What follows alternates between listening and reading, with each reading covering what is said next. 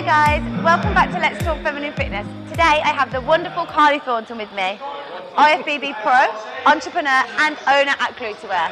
How are you today, Kylie? Good. How are you? I'm great. I know you've had a really long day, so thank you so much for coming down. Right. I've even washed my hair for this special occasion. Haven't put makeup on though. Just for you, mate. All right then, so we're not going to keep you too long today. People have been sending in their questions and there's loads that we want to know. So we'll start with the simple stuff. Does that sound all right? Yeah. Cool. So you started training, I read somewhere you started training about 21, is that right? Correct, yeah. So what kick-started you into training?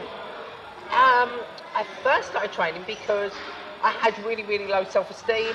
I didn't like the way I looked. I used to go out with my friends. I used to have to drink before I actually went out because I actually hated the way I looked. Okay. I had no confidence at all. And like cliche as it sounds, I woke up one day and I thought, well, I have to change myself. No one else can change for me. Yeah. So that's when I first started the gym. I became a little bit of a cardio bunny, as we do. Yeah. And then that's when I progressed Love away. it. And so you competed first in 2012, is that right? No, 2008. Oh my God, I was way off. So I've read somewhere 2012. Yeah, because I had 2 or 3 years off. Okay, and then you went in for that.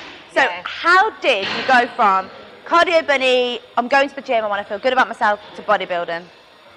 When I first started, you know when you're looking at the weight section and it feels so scary, you don't want to enter the weight section like, oh my God, I can't do it. Yeah. And then it was just one day that the gym was really quiet and I was like, sorry, I'm going to do it.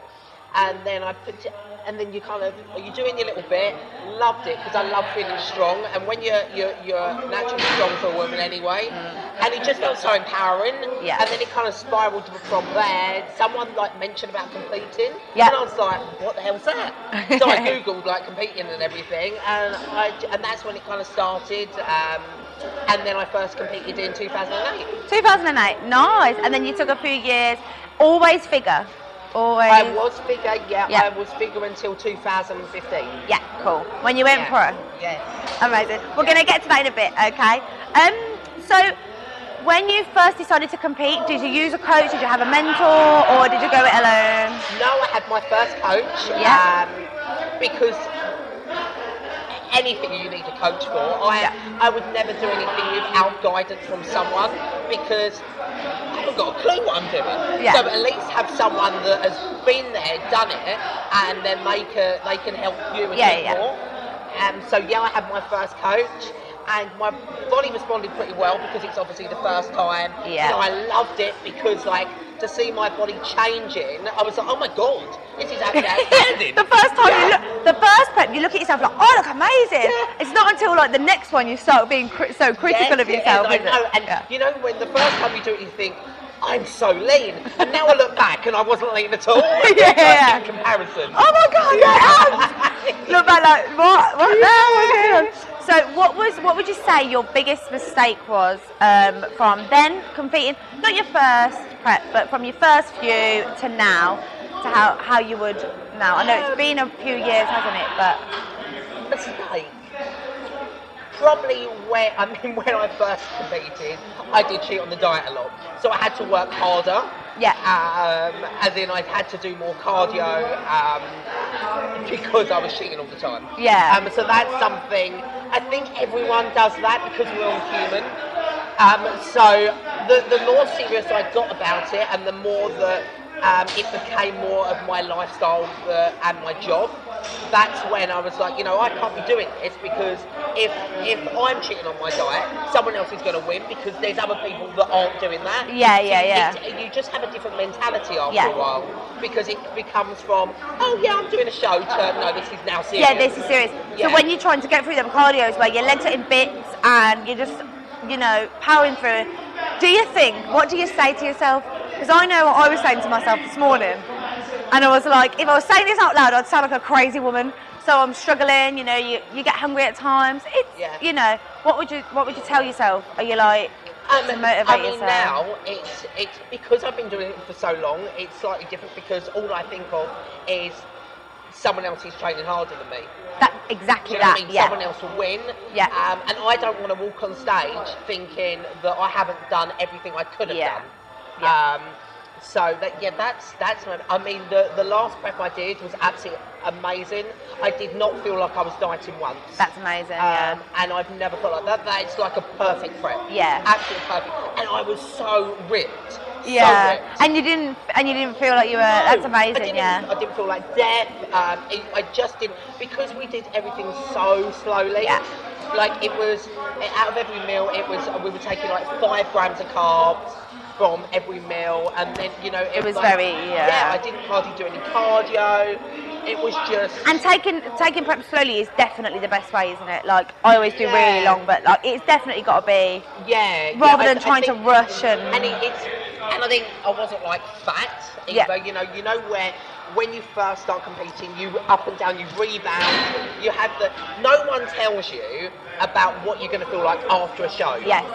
And I think that's the most important thing, because it's also well good and prepping, but as soon as you get off, no one says to you, right, you need a game plan, you need your next goal, because as soon as you get off stage, you feel lost. It's like all of a sudden, like it's ended, and you're like, I've been a robot, I've been so regimented day in, day out, and then all of a sudden, I can eat anything.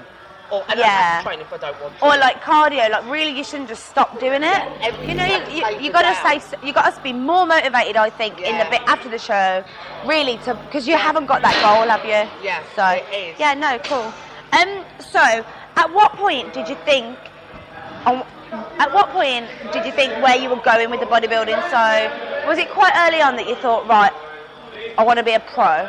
Or did that just kind of happen? No, when I first started competing, I just wanted to be in every magazine possible.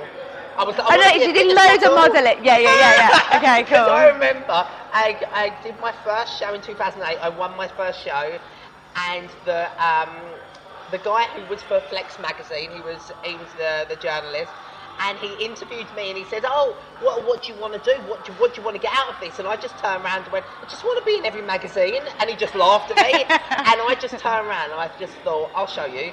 I did. And you did, because it's one of them things. I am very like, if I have a goal, I will do it. I saw something. You were the most published fitness model. Yeah. Or I read that. Amazing. Yeah. It's so good. And when I like looking through, I was like, there's literally pictures on pictures on pictures, and you look so different. Like it like goes. It's amazing. You've achieved. One thing that I'd give advice to is, like you're gonna get 100 people saying no. Yeah. You keep on badgering. There's always, all you need is one yes. Yeah. It doesn't matter how many no's you get, but a lot of people, where they just get a few no's, they stop. And if you're that motivated, if you're that driven, you've got to believe in yourself. Yeah. Because when you believe in yourself, you will do it. Everything just takes time. Yeah. And do you think, like, I've started to like learn, like, when you wake up and have that vision, so actually picture yourself. Do you think that's like that would work? Yeah. Like, I mean, I do. I picture a lot of things now. A lot of things how it's going to be, and I know that it will happen. Yeah. Amazing. Because I think you have to have that focus. Yeah. And you have to have that focus because no one else does, and you've got to realise that no one else cares as much as you think they do. Yeah. Do you know what I mean? Yeah. So you've got to be driven. You've got to have that laser focus of what you actually want to achieve. Amazing. Because it's so easy to get lost in what everyone else is doing and kind of forget what you want to do. Yeah. And kind of roll with what everyone else is doing when that's not really what you should be doing. No. And that's hard these days with social media, isn't it? With everything that goes on there. Because everyone's human, and we all look at social media thinking, oh my God, they're amazing, they're doing so much better than me. But in reality, they're sitting at home on the dole, and they're walking outside, taking a picture of the best car ever. Yeah. And it's not even fucking there. Yeah. That's just life though. And it's like, oh God, I had to delete it before because I was like, I literally can't deal with this in a minute. Yeah. But no, social media is. So, how long from thinking about glute wear? So I read, the concept, you went through so many different leggings, and leggings are a nightmare. So how long from thinking, I need to make a brand that works, that looks good, that's figure hugging, Well, the thing is, since I started training, where I've got muscular legs, and a lot of us females have, but then our torso, stomach, whatever you want to belly, is smaller than our legs. Yeah. I always found it hard to, one, have something actually fit with my legs, and then wasn't baggy on my waist. or it just made my arse flat. Yeah. Like a lot of leggings, like I'm not going to mention any brands, obviously, but high class brands, they just like runners brands. They just made me look like a pole, and I don't train that hard to look like a pole. Yeah. You know Yeah. I mean? So we're like, we need something that's gonna make us look good. And something that I had leggings that they fitted really well, but if I was doing a squat or say a Romanian deadlift, they were see through. Oh my God, it's the worst Oh, it's thing. horrible. Because I mean, to be fair, I didn't really care. But I wanted to focus on my training, and if I'm bending down and I know other guys are watching, I'm not focusing on what I'm doing. Yeah. So I used to tie a jump around the waist. Yeah. And like, I don't want to feel uncomfortable when you're training, because if you don't feel comfortable in yourself, you don't train as hard. No, and when you look at yourself and you're like, you feel good in something, and when you know it's not see-through and you're not paranoid, you actually do train harder. Like, honestly, the confidence. Oh, what colour am I going to wear today? Yeah, amazing. And then you match and. Oh, it's brilliant. Yeah, and feeling good, it is important. Yeah, it is. So, from having the idea to actually launching the brand, how long did it take? A few years. I had it in the back of my head that I wanted to do something, and I spoke about it a lot. And I think it's one of them things, isn't it, that sometimes we all want to do something, but we don't know if we can. Yeah. And it's actually biting the balls, if that's the right word. Yeah. Something grabbing the balls. Biting the balls. We all want to grab some balls, but biting the balls. You'll have to excuse her. She's a bit nuts. So it's actually getting that kind of confidence to do it and think, sorry, I'm actually going to do it. And you did it all on your own, didn't you? I read. All on my own, That is such a massive achievement. I mean, it took probably over a year I was getting samples, and because I'm a perfectionist, because I come from bodybuilding, and we are when we come to our bodies, I'm a perfectionist when it comes to clothing as well. So I didn't bring anything out until I was happy with it. Yeah. And I would never bring anything out that I wouldn't wear. Yeah. So, and the thing is, the way that I've always said to people is, I've got a really weird body, right? As in where my legs are so muscular compared to my torso, and because my boobs are so big, not that you'd notice. Not at all. That if a top fits me, or if leggings fit me, they're going to fit anyone. Yeah. Do you know what I mean? So, so that's why I try the samples on, because then I know if they're going to fit me, they'll fit anyone. Yeah, cool. So, so it took over a year to get different samples, and then when I perfected it, that's when I got my first, I produced my first order. And I didn't realise, I kind of knew that I was excited and nervous and anxious. I'm very anxious, actually, to be fair. I was like, oh my God, what if no one likes it? Oh, and then what if no one likes it? What if no one likes it? It's that though, isn't it? Because you're like, I like it, but what if no one else will? So as soon as it launched, I was like, don't look. Yeah. And then I got really good feedback from it. And then it was pretty instant. I remember it like popped up and then it was just everywhere. Really good, really good. Yeah. And for ages I was like, I've got to get some. And then when I found out you were coming, I was like, it's definitely a good excuse. And your arse is made for them. Come on. Thanks. Thank you. So was there any point in the build up to launching that you thought, I'm not going to be able to do this? Was there any points where you felt maybe defeated or? I wouldn't say defeated, no, because as soon as I had a lot going on at the time that actually spiraled me to do it. Yeah.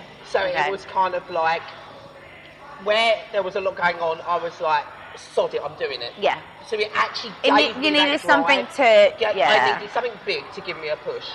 And as we all say, you need to hit a low to obviously rise. And I hit quite a big low, but I rose. So everything you're thankful for, you know. So so it's never kind of been like, oh my God, but it has. A lot of the time I've got quite anxious about it, because where I put all my savings into it, I've done everything alone. I haven't had any investors. I'm not a rich person, you know, so whatever I had, I put into it. So it's just doing everything alone, as whereas like now I have to have a business head. I've never had a business head, and now I have to think differently. As well as have the passion, but like I used to go to bed and think, oh my God, I could lose everything. You know, it is that because it's so nerve-wracking because like it's your own business. That's what you know. It's just a weird kind of feeling. But that's when I into bodybuilding, I had a coach, and then I was like, you know what? I've spent so much on bodybuilding and getting a coach. Why the hell aren't I getting a coach for business? So, and then my mind started thinking, right, I need a coach for business. Because with business, I now relate everything back to bodybuilding, and that's what bodybuilding's given me. Like having, if anything, if I want something to become quick, like have quicker, like as we all do, I just think growing muscle takes time. So does a business. Do you know what I mean? So everything I relate back to my competitive bodybuilding. So it's given me that advantage to have that mentality as well. No, so, mate, amazing. So good. Amazing. Where next? Where are we going with it? So still fairly new, isn't it? Still a baby. The year will be December. Mid-December, cool. a year. Party? So where do you want to, what's your plans for the future with Glutey Wear? Well, it will be the fastest growing female fitness brand. There is 6 potential new lines coming out. Amazing. Not just, it won't just be leggings, it's going to be fitness meets leisure. So fitness meets fashion. So there's going to be a lot of exciting products that I know that a lot of females. That sounds amazing. Will absolutely. And because we struggle with jeans, oh my God, like getting your legs and waist to fit. I'm on it, girl. I'm on it. I'm so excited. I'm waiting for the drop. I'm waiting for the drop. Okay, so we're nearly there. When dieting, so prepping, do you ever have like free meals or do you stick to clean refeeds? No, first of all, in my last, I'll just talk about my last prep because it doesn't really matter, the other ones don't really matter. I had, we had 1 cheat meal a week, and then when I got near the show and I was leaner, I had to have refeeds, but I was having like 900 grams of carbs for my refeed over 2 days, so 1,800 carbs. And I couldn't fit them in clean food, so I had half clean, which was mainly oats and rice, and then the other half was sweets. Because it was easier to get them in. Because it's otherwise you're going to be eating so much volume. Just too much volume. You just can't do it. Favourite cheat meal? Pizza and beer. Oh, I love that. But where do you get the pizza from? Domino's. Oh, okay. Domino's is good. Domino's is really good, but I had one the other day from Pizza Hut. Okay, the other day is a complete lie because I've been dieting since like whenever. But you just cheated on diet. No, I didn't. I promise I didn't be on a diet. It was before, but I went to Pizza Hut and it was really good. Was it? But usually Domino's, I think it depends if it's a takeaway because I like to sit at home and have a takeaway. I like to have a beer while I'm waiting for my pizza, so I get that. Oh, beer as well. What beer? Coors. Coors is good, as long as it's not light though. Not Coors Light. Oh really? It's in a can though. You've got to have a can. Really sexy, I might just stick with my rum and point. I do like a beer, to be fair, but I'm like a pint of Carling type of girl. Oh yeah. You know? You're not Stella. No, not Stella. Oh, no, I'm not going with that. Okay, so what's next for you? So we've kind of spoke about this. So you've got your Glutey Wear. Is there anything else in the pipeline? Well, I'm still doing obviously my posing. I do a lot of stage posing with a lot of men's physique, to be fair. Cool. Not complaining about that one. I was going to say, I bet you have a great life. That sounds like good fun. Actually, some other guy in the gym, he said to me, you're really good at teaching men's physique. And I was like, I know, you know why I practice all the time, so I can see half-naked men all the time. So on one hand, you've got half-naked physique boys, and on the other hand, you've got girls with amazing bums. I know. Like, literally. I've got a perfect career going. You are? Mate, you're living the dream. I think, to be honest with you, I think we can wrap it up there. It's been an absolute pleasure working with you today. It's been so much fun. And you've had a really long day, so thank you for listening and answering all my questions. I hope we answered all the questions that you wanted us to answer, guys. Thank you so much for watching. And if you didn't, complain to her.